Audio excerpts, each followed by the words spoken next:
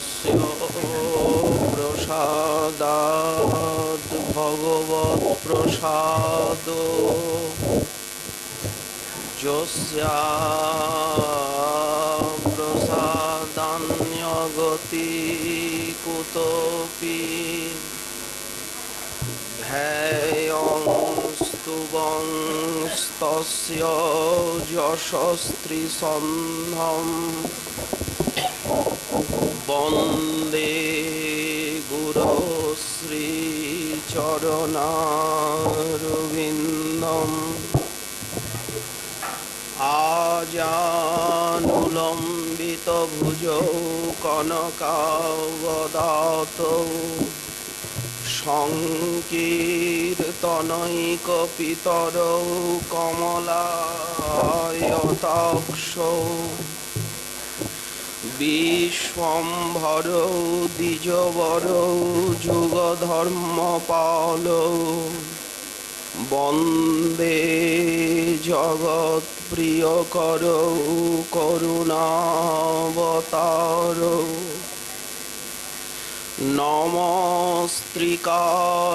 নমস্ত্রিকালসত্তায় জগন্নাথসুতায়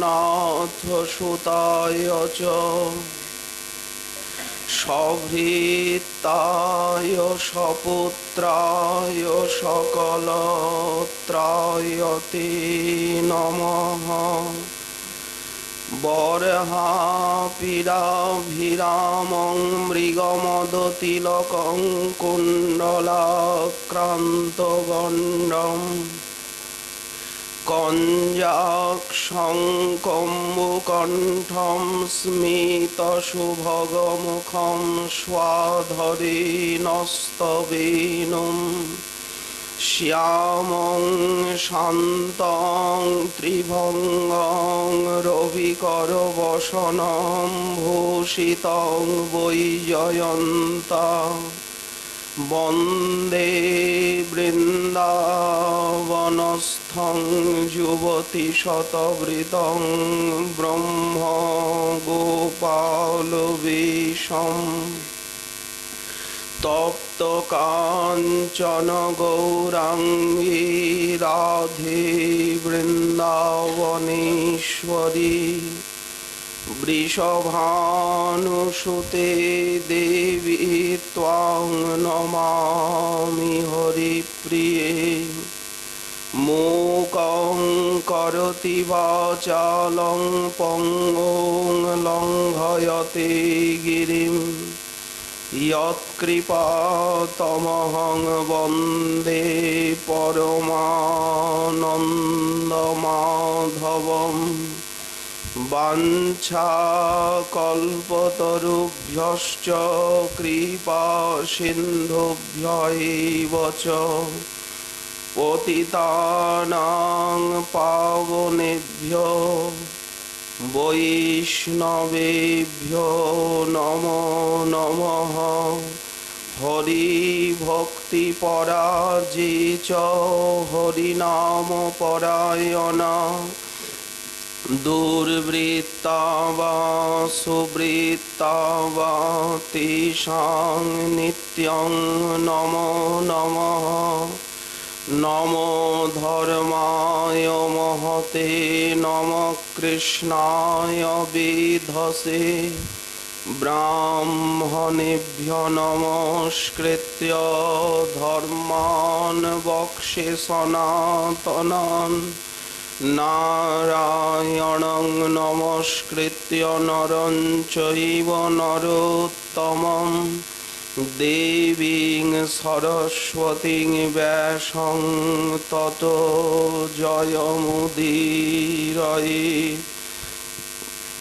জয় রূপ সনাতন ভট্ট রঘুনাথ শ্রীজীব গোপাল ভট্ট দাস রঘুনাথ এই ছয় গোসাইয়ের করি চরণ বন্দন যাহা হইতে বিঘ্ন নাশয় অভীষ্ট পূরণ দুর্গমে পথিমেন্ধস্য স্খলৎপাদগতির্মুহ সকৃপাযষ্টিদানেন সন্ত সন্ত্যবলম্বনম।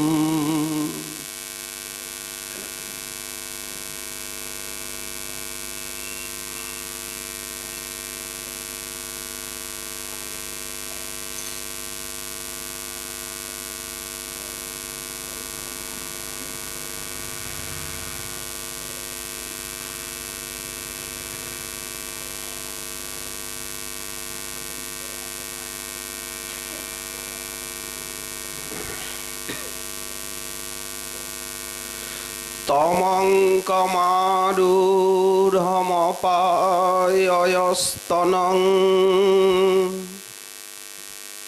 স্নেহস্নুতং সস্মিতমীক্ষতি মুখম অতৃপ্তমুশ্রীয়জবেন সা যজো উৎসিচ্যমানে পয়সি তধিশ্রিতে। সর্ববেদান্তসার মহাপুরাণ শ্রী শ্রীমদ্ভাগবতে দশম স্কন্ধে নবম অধ্যায়ে শ্রীপাদ শুকদেব মহারাজ পরীক্ষিতের সভায় শ্রীকৃষ্ণের কৌমার চাপল্য বর্ণন করতে গিয়ে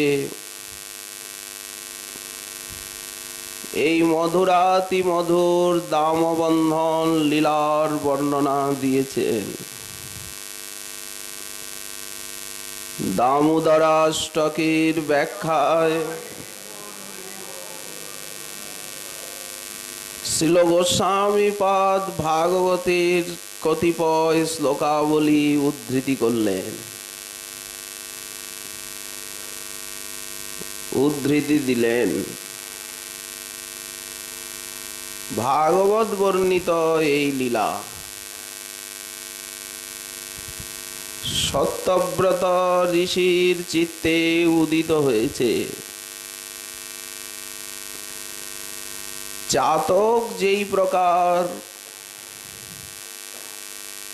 নবজলধরের থেকে খরিত সেই বৃষ্টির ধারা পান করে, আজ কৃষ্ণ চাতক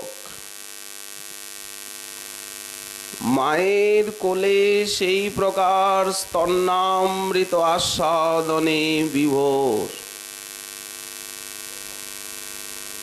মা যদি কোটি কোটি যুগ এই প্রকার আস্বাদন করান, তৃপ্ত হতে পারবেন না।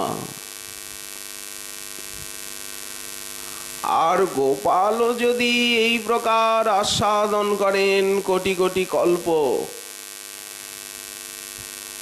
তার ছোট্ট উদরটি পরিপূর্ণ হবে না। যেহেতু তিনি চির প্রেমরস আস্বাদনের বুভুক্ষু, উভয়ের তৃষ্ণাই যে অনন্ত, কেউই তৃপ্ত হতে পারবেন না। মা সেই স্তন্যামৃত পানকালীন গোপালের শোভা সন্দর্শনে আত্মহারা। তোর কি এতই ক্ষুধা পেয়েছিল? মুখে হাসি ফুটেছে, কিন্তু সেই হাসি চোখে কপালে।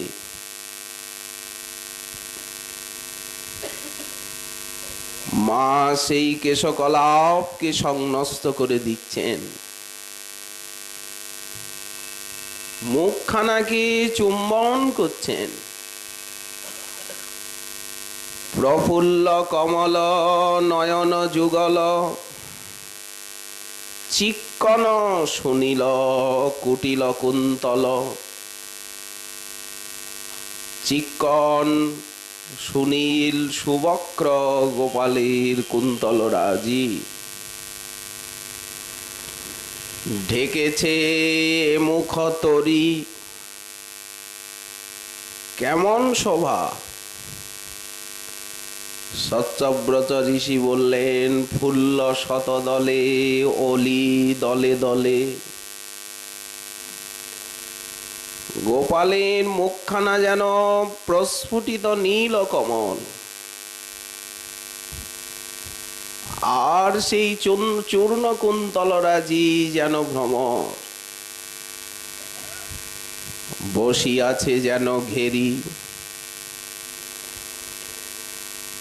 বিম্ব ফলের মতো লাল টুকটুক করছে সেই অধর ওষ্ঠ।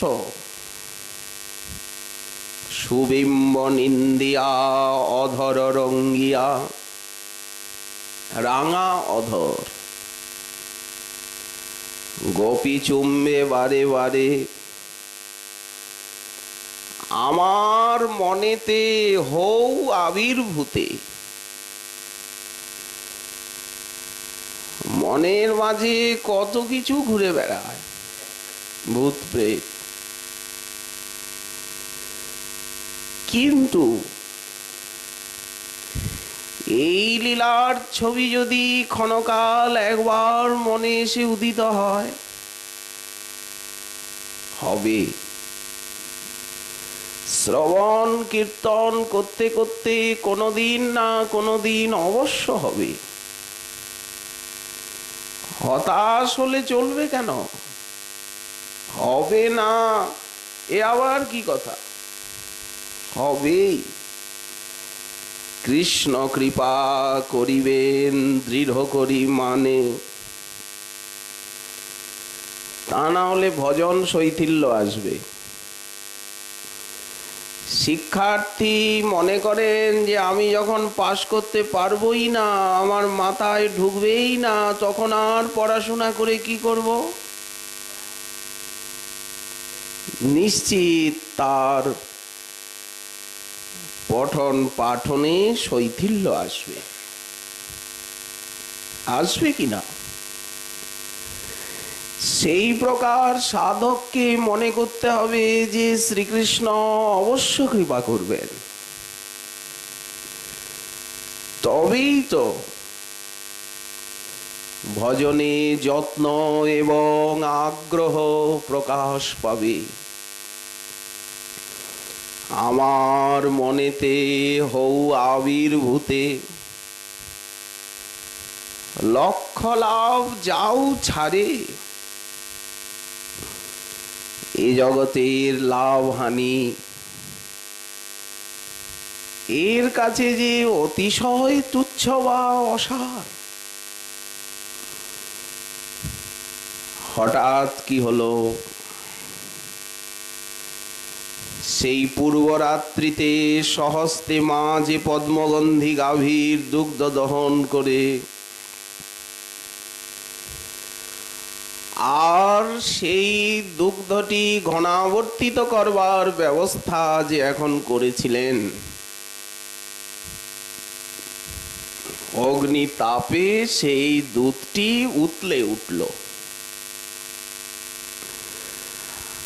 হঠাৎ মায়ের এই দিকে ওই দিকে দৃষ্টি গেল। মা তখন ব্যস্ত হয়ে পড়লেন,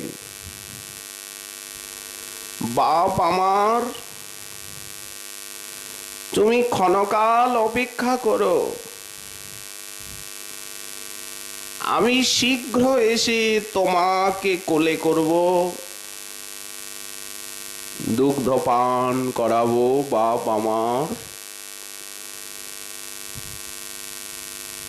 কৃষ্ণকে এই কথা বলে কৃষ্ণ জননী আর ক্ষণকাল বিলম্ব করলেন না।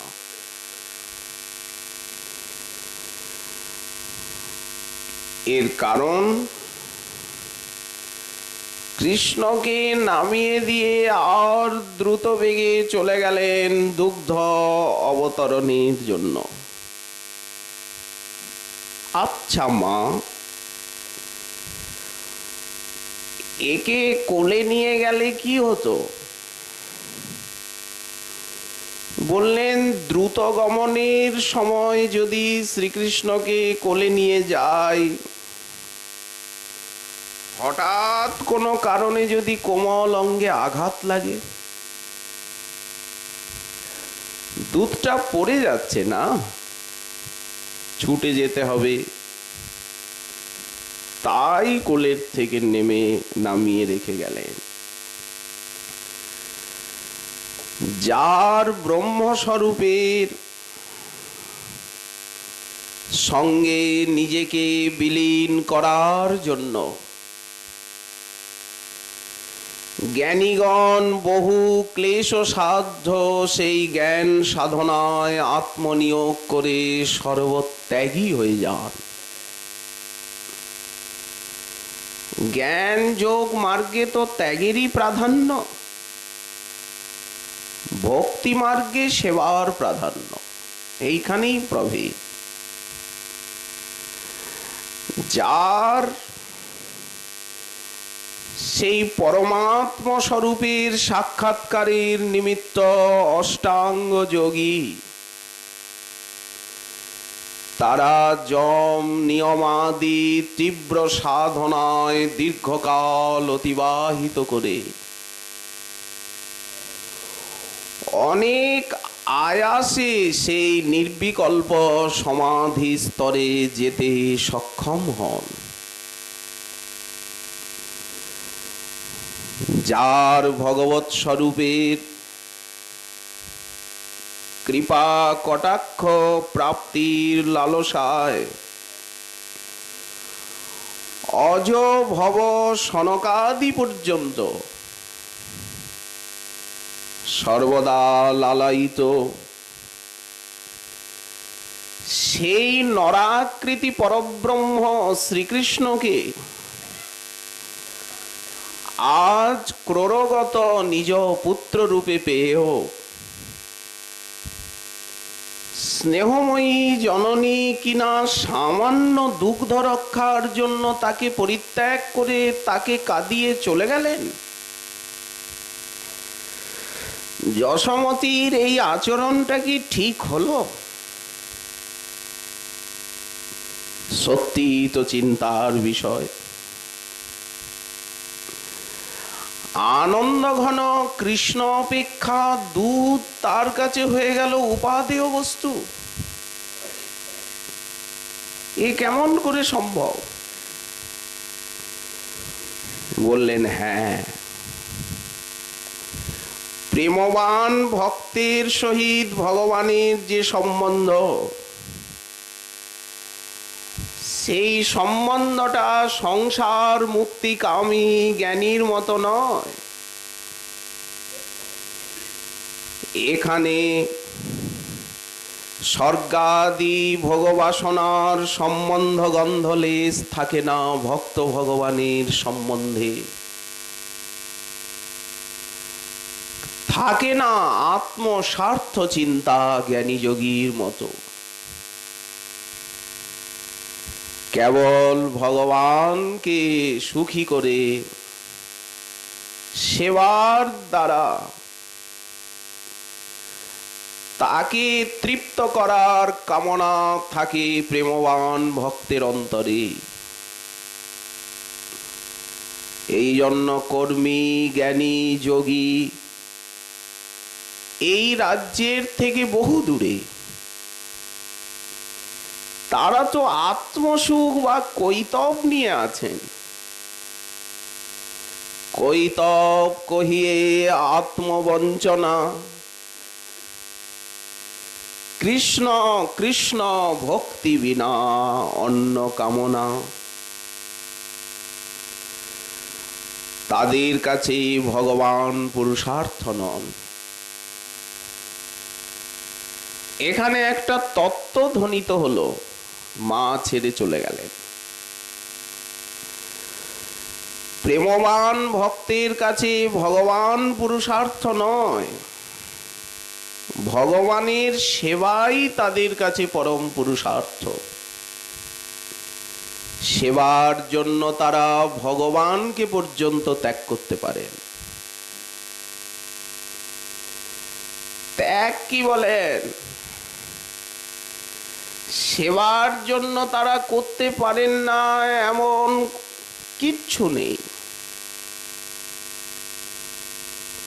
ওই জন্য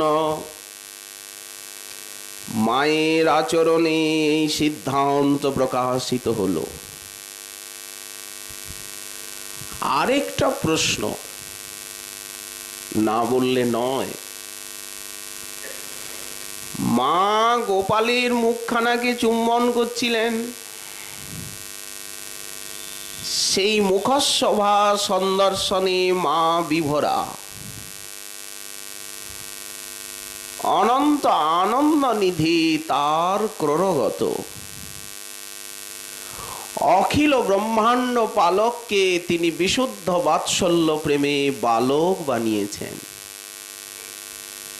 ক্ষমতা কত তার!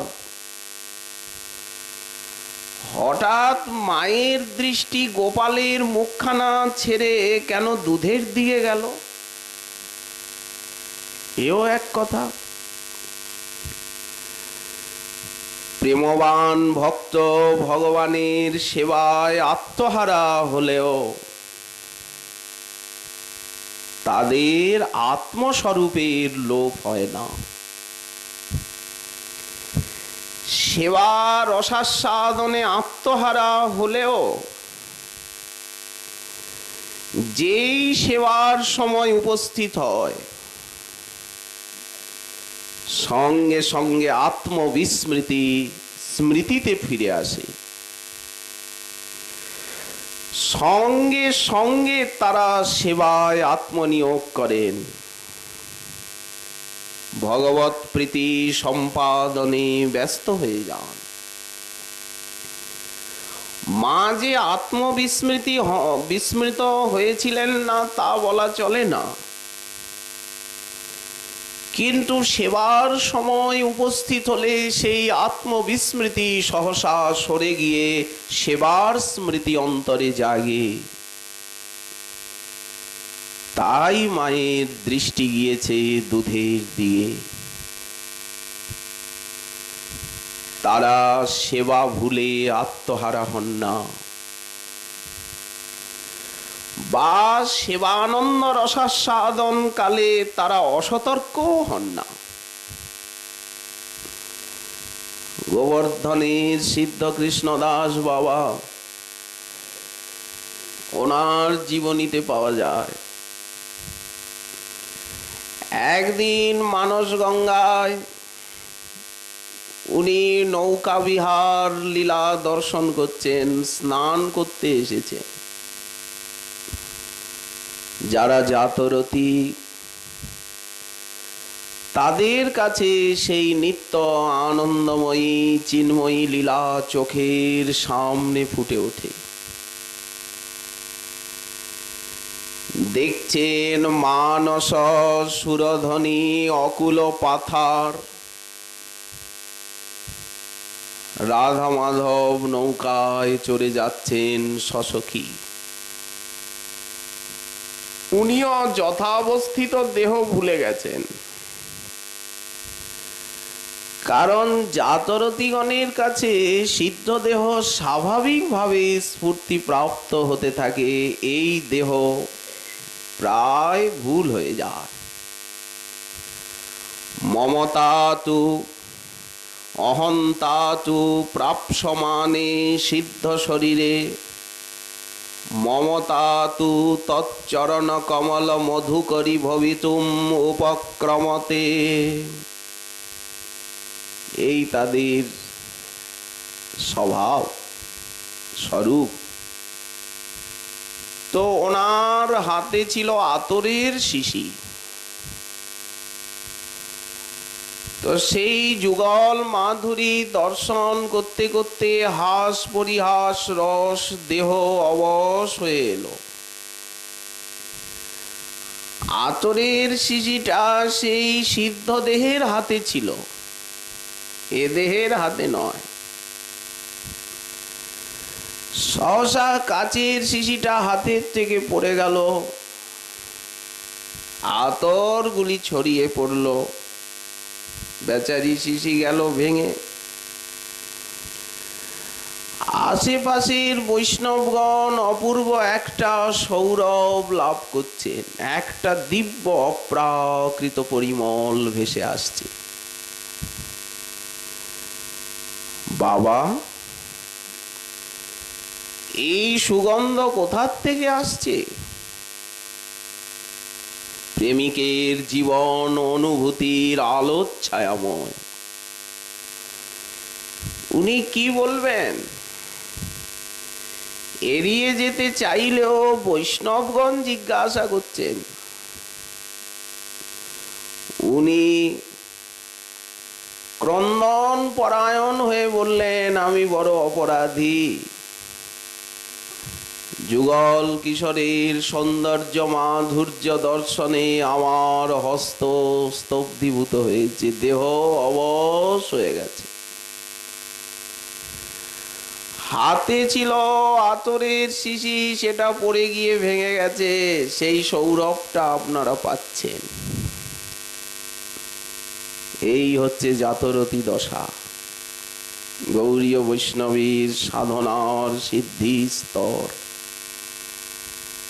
বহু উচ্চকোটির তাদের সাধন ভজন, তাদের আবেশ হচ্ছে সেবায়। প্রেমবান ভক্ত কখনোই সেবা ভুলে আত্মহারা হন না। সেই অপ্রাকৃত পরমানন্দের ঘনীভূত বিগ্রহ,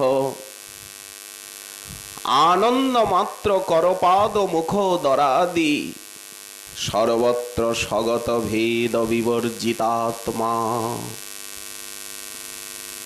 সেই পরব্রহ্মকে কোলের থেকে ভূমিতে নামিয়ে রাখতে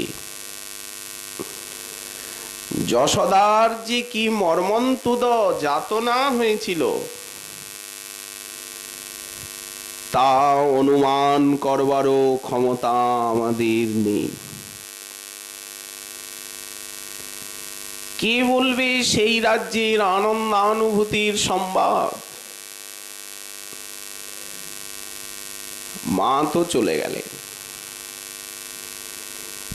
এদিকে গোপালের মানসিক অবস্থাটা কিরকম ভেবে দেখুন। প্রেমাধীন শ্রীকৃষ্ণ আজ বাৎসল্য প্রেমময়ী যশোদার বক্ষখরিত বাৎসল্য প্রেম ও পীযূষ ধারা আস্বাদনে বঞ্চিত হলেন। ওনার কাছে কতখানি কষ্টকর ব্যাপার উপস্থিত হলো। কেউ ক্ষুধাতুর হয়ে ভোজন করতে বসেছে,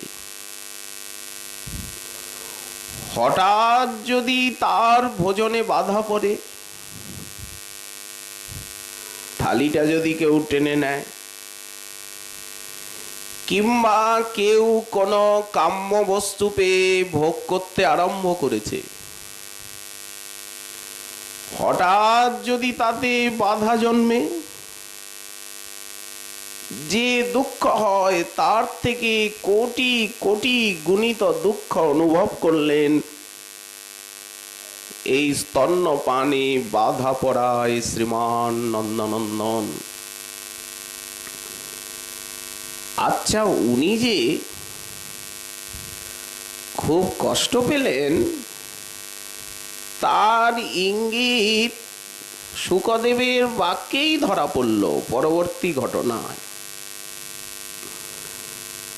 সঞ্জাত কোপস্ফুরিতারুণাধরম, ভীষণ ক্রুদ্ধ হয়ে পড়লেন। ঘটনাটা তো সামান্য, এত ক্রুদ্ধ হওয়ার কি কারণ আছে? এখনই তো মা চলে আসবেন, ওই তো দেখা যায় রন্ধনশালা। দুধটা নেড়ে চেড়ে নামিয়ে এখনই এলেন বলে। কিন্তু কামনা তার এত বেশি, এই জন্যই ক্রোধের উদ্রেক। কামনা যেখানে যার যত বেশি, সেই কাম্য বস্তু পেতে বাধা পড়লে ততখানি ক্রোধের সঞ্চার হয়। মা তিনি গোপালকে যে রেখে গেলেন, এটি মায়ের শুদ্ধ বাৎসল্য প্রেমের বিচিত্র বিলাস। সাধারণ জননী এই জগতে তারাও সন্তানকে কাঁদিয়ে, তাকে দুঃখ দিয়ে তার মঙ্গল কামনা করেন। বেচারি কিছুতেই তিক্ত ঔষধ খাবে না। মা করেন কি, পুত্রের রোগ মুক্তি হবে পেরে ফেলে মুখে নিম্ব নিষিন্দার রস পান করিয়ে দেন। শীতকাল, শীতল জলে স্নান করতে গেলে শিশুপুত্র কি রকম দোহাই দিয়ে রোদন করে। মা মনে করেন স্নান করলে ওর স্বাস্থ্য ভালো থাকবে, এই জন্য জোর করে শীতল জলে স্নান করিয়ে দেন। শিশুকে স্নান করাতে গেলে কি কান্নাকাটি, খাওয়াতে গেলে অস্থিরতা। মা বিদ্যা শিক্ষা দেওয়ার জন্য, তার সচ্চরিত্রতা লাভ জন্য কত তারণ ভৎসন করেন, কুণ্ঠিত হন না। এই লালন পালন করতে গিয়ে জননীকে কত অনাহার, কত রাত্রি জাগরণ, কত অশেষ দুঃখ ভোগ করতে হয়। জগতে তার দৃষ্টান্তের অভাব নেই। আজ ব্রজেশ্বরী যশোমতী বাৎসল্য প্রেমের এই শতসিদ্ধ স্বভাব বশত কাঁদুক না, ও কাঁদলো তাতে কি আসে যায়? ওর জন্যই তো আমি ক্ষীর বানাবো দুধটা দিয়ে। মা তার ক্রন্দনকে অগ্রাহ্য করে চলে গেলেন। এর দ্বারা শ্রী বিশ্বনাথ চক্রবর্তী পাদ বললেন, প্রেমের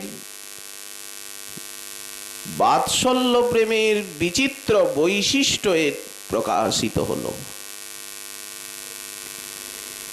কৃষ্ণ তো প্রথম কর্তব্য কিংকর্তব্য বিমূঢ় হলেন।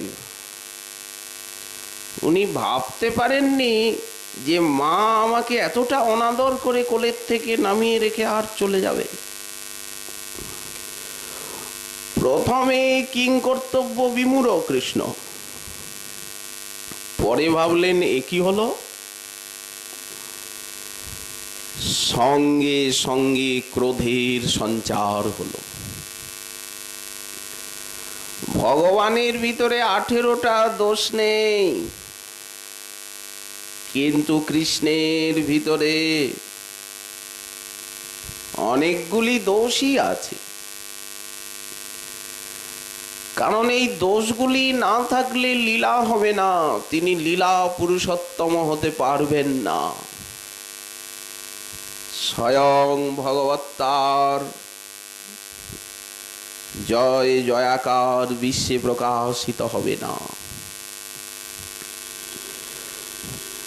ওই যে ভোগে বাধা পড়ল, স্তন্য কাম। শ্রী শুকমুনি শ্রীকৃষ্ণের বিশেষণ দিয়েছেন স্তন্য কাম, স্তাং স্তন্য কামা সাধ্য মথনন্তিং জননীং হরি। যার স্তন্যপান লালসায় পেছনে পেছনে আঁচল ধরে মা আমায় কোলে করো, মা আমায় কোলে করো বলে পাছে পাছে ছুটে বেড়ান এই আনন্দ ব্রহ্ম। শ্রীকৃষ্ণের এই ক্রোধ কেউ যেন মনে না করেন এটি অভিনয়, ক্রোধটি যথার্থ। ক্রোধবশত করলেন কি, স্ফুরিতারুণাধরম, কান্না পেল। এতই দুঃখ হলো তার, শ্রীকৃষ্ণের কান্না পেল, অধর ওষ্ঠ স্ফুরিত হতে লাগলো, কাঁপছে, পক্ক বিম্ব ফল বিনিন্দিত সেই লাল টুকটুক করছে, অধর ওষ্ঠ কম্পিত স্ফুরিত। মুক্তাদাম অবিনিন্দিত দন্তপংক্তির দ্বারা সেই অধরকে উনি দংশন করলেন রাগে। আর পতিত প্রায় অশ্রুবিন্দু, চোখ সজল হয়ে এলো কৃষ্ণের। তিনি আরক্ত বিস্ফারিত নয়নে ইতস্তত দৃষ্টিপাত করছেন, চারিদিকে তাকাচ্ছেন। সামনে দধিভাণ্ড ছিল, এইবার দৃষ্টিটা নিবদ্ধ হলো সেই দধিভাণ্ডের উপরে।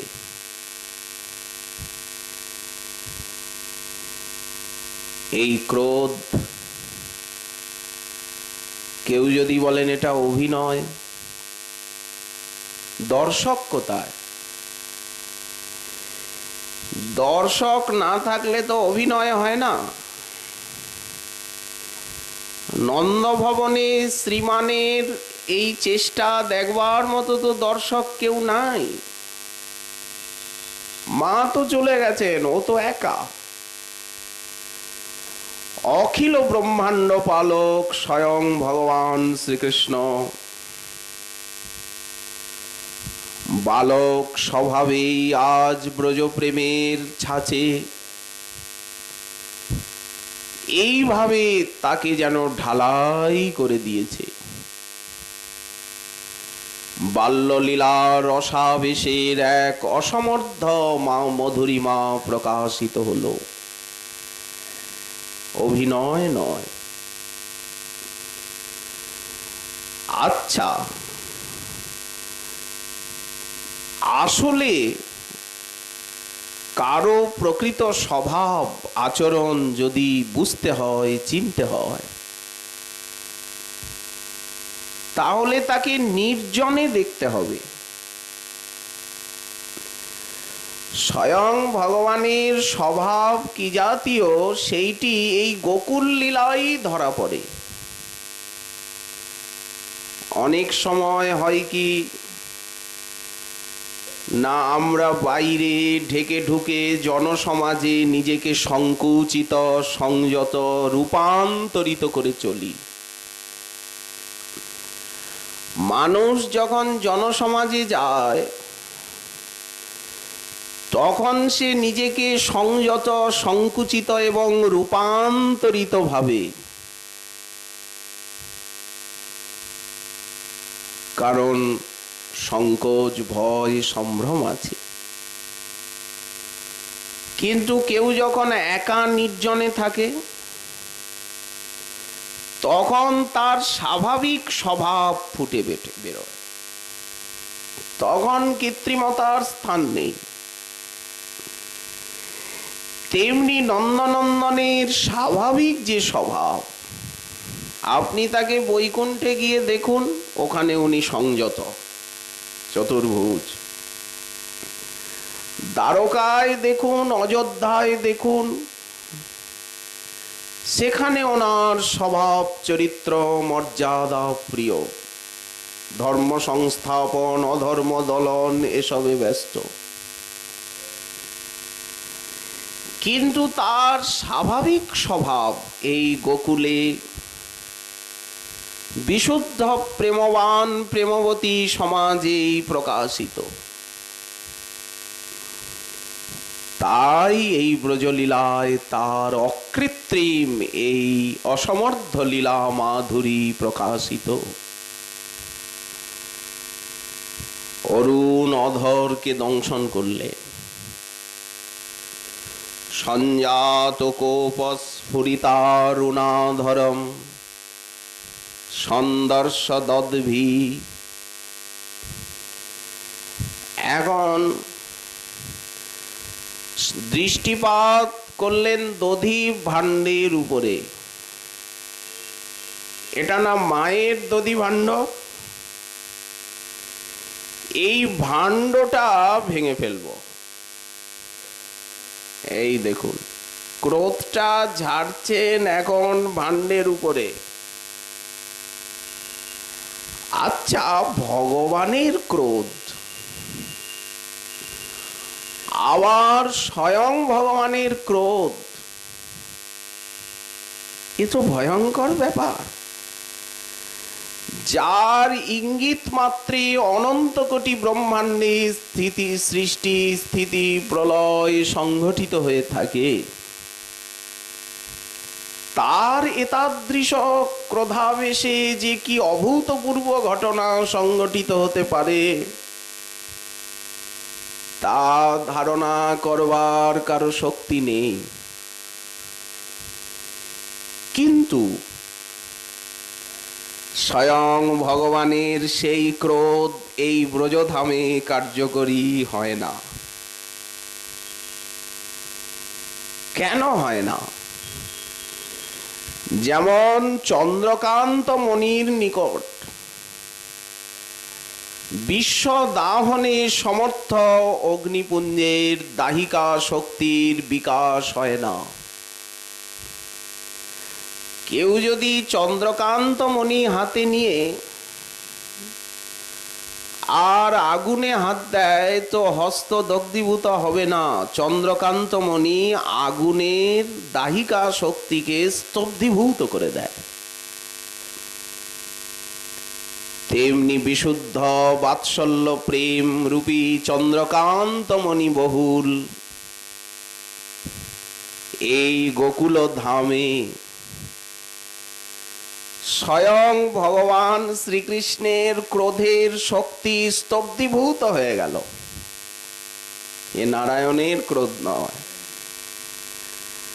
মহাবিষ্ণুরও ক্রোধ নয়, বালকের ক্রোধ। অখিল ব্রহ্মাণ্ড পালক আজ বালক হয়েছেন। তত্ত্বের ভিত্তিতে লীলা রসের আস্বাদন। তখন ইতস্তত দৃষ্টিপাত করছেন কি করে দইয়ের হাঁড়িটা ভাঙবো। ছোট ছোট শিলাপুত্র নোরা ওই হাঁড়ির গোড়াতেই ছিল। সেই একটা নোরা নিয়ে আর হাঁড়ির উপরের দিকে আঘাত করতে লাগলেন দধি ভাণ্ডে। খনখন করে আওয়াজ হলো। দধি ভাণ্ড বলছে, আমি কিন্তু মা যশোদার ভাণ্ড। অকারণে তুমি যদি আমার অঙ্গে আঘাত করছো, আমি কিন্তু খনখন রব করে মাকে জানিয়ে দেব। মা এসে তোমায় সমুচিত দণ্ড দেবেন, এটা মনে রেখো। দধি ভাণ্ড কি বলেছে না বলেছে কে শুনেছে? গোপাল মনে করল। আবার জোরে শব্দ করতেও ভয় হচ্ছে, যদি মা শুনে ফেলে। তখন দেখলো নিচের দিকটা ভেজা, মাটির হাঁড়ি তো। গোড়ার দিকে বসে আর গোড়ার দিকে যখন আঘাত করছে তখন ঠক ঠক রবে। দধি ভাণ্ড যশোদা নন্দনের কাছে কত না প্রার্থনা করল, দু চারবার ঠক ঠক করেই দধি ভাণ্ড ছিদ্র হয়ে গেল অচিরা। তার সেই ছিদ্র পথে মথিত দধি গল গল করে আর নন্দনন্দনের চরণের উপর পড়তে লাগলো। কি অপরাধ করলাম! সেই সাদা অর্ধমথিত দই নন্দনন্দনের নীল কমলের মতো চরণোদ্বয়কে সিক্ত করে দুঃখে বেদনায় প্লাবিত হয়ে গেল। সেবায় লাগলাম না। কি অপরাধ করেছি যে সেবার থেকে বঞ্চিত হলাম? ভয় পেয়ে গেলেন। চারিদিকে সেই মথিত দধি ছড়িয়ে গেল। এখন কি হবে? এখন কি হবে চিন্তায় বিব্রত। মা এলো বলে। ক্ষুধা। সামনে দেখছেন পাত্রে সদ্য নবনীত রাখা আছে। সেই নবনীতটা নিয়ে খেতে খেতে আর পলায়ন পরায়ণ হলেন। লোকাচ্ছেন। ঠাকুর লোকাবেন কোথায়? এই যে ছোট ছোট পায়ের ছাপগুলো পড়ে যাচ্ছে, যে মা আপনাকে খুঁজে বার করবেন। এই ব্রজধামে আপনি যেইখানেই লোকান, এই গোকুলে আপনাকে খুঁজে ধরে ফেলবেই ওরা। কি অপূর্ব লীলা মাধুরী প্রকাশিত হলো। শ্রী শ্রীমন মহাপ্রভুর কৃপা হলে আগামীকাল আবার রইল এ বিষয়ে আস্বাদনের আকাঙ্ক্ষা। আজকে আমাদের শ্রী শ্রী ভাগবতী কথার এইখানে দেওয়া হলো বিশ্রাম।